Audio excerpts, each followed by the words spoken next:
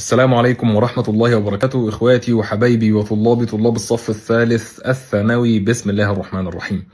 بخصوص النماذج الاسترشادية، صلوا على النبي صلى الله عليه وسلم. النماذج الاسترشادية بتنزل في الوقت ده من كل سنة، ولما تنزل دايما بتعمل مشاكل. ليه؟ عشان للأسف بيكون فيها بعض الأفكار، ممكن يكون الفكرة نفسها مش كويسة، أو ممكن يكون الفكرة كويسة بس السؤال نفسه صياغته مش متظبطة. وده عادي، وارد يعني، ما كل انسان خطاء، وارد انسان يخطأ، مش مشكله خالص يعني. وفي اجابات ساعات بيكون فيها مشاكل، يعني تلاقي سؤال مثلا ب وج ينفعوا، فتلاقي الناس اختلفت. خلاص، انا مش ما عنديش تيك توك، ولكن هتلاقي على تيك توك دلوقتي نافوره فيديوهات يجيب لك سؤال عليه جدل ويقول لك بص السؤال ده اللي محدش يعرف يحله، ويوجع دماغك ويطلع لك قله في دماغك. مشكله كبيره جدا. فنصيحتي ما تقربش خالص دلوقتي من الاسترشادي. انت دلوقتي وضعك ايه؟ وضعك ان انت واحد بتذاكر اول باول، او مراكم حاجه بسيطه بتخلصها في الايام الفاضيه عندك، ولسه في الاحياء مثلا بتخلص في الدي ان اي والار ان اي، في الفيزياء عندك فصلين حديثه مثلا، في الكيمياء عندك حبه عضويه بتخلصهم، فانت لسه بتلملم في خواتيم المواد. ماشي؟ نصيحتي ليك كمل زي ما انت، ما تقربش خالص من النماذج الاسترشاديه في اي ماده. ما تقربش لوحدك، سيبنا احنا او سيب مدرسينك، ماشي، ياخدوا النماذج دي، يعني يظبطوها كده، ويظبطوا الاسئله اللي فيها مشاكل. ولو سؤال بايظ مثلا يتمسح، لو اجابتين ينفع واحده تتشال.